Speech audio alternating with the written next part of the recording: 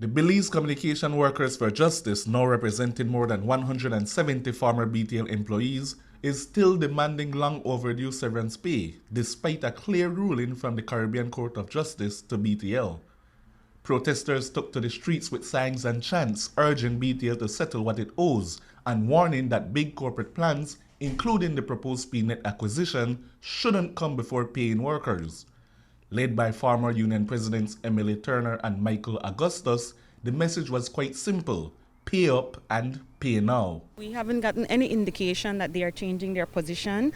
Well, let me say a little. On last week, Friday, they did write us and ask us to give them until February 6th, which is tomorrow. And so that they are reviewing with attorneys and they will get back to us. So we said, no, we don't want to hear what your interpretations are. We just want to know when these checks are going to be ready so that we can then organize our people to come and collect them. This little cushion is for you to go there into pasture. That's exactly what the CCJ said, and to carry on.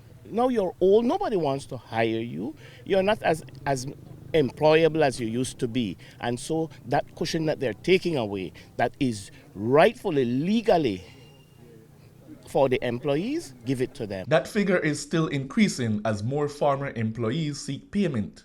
BTL stopped paying severance from as far back as 1994, when the contributory pension scheme was introduced.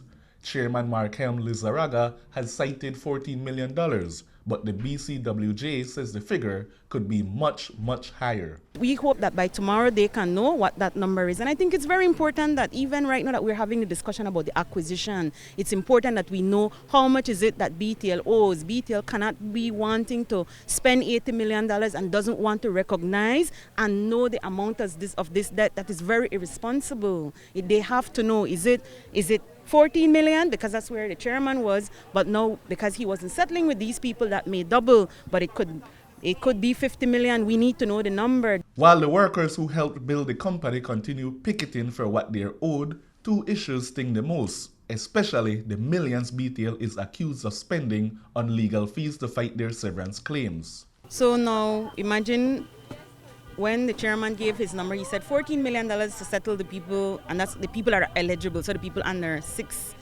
years. You paid more for legal fees than you paid for the people that you want to settle with. Really?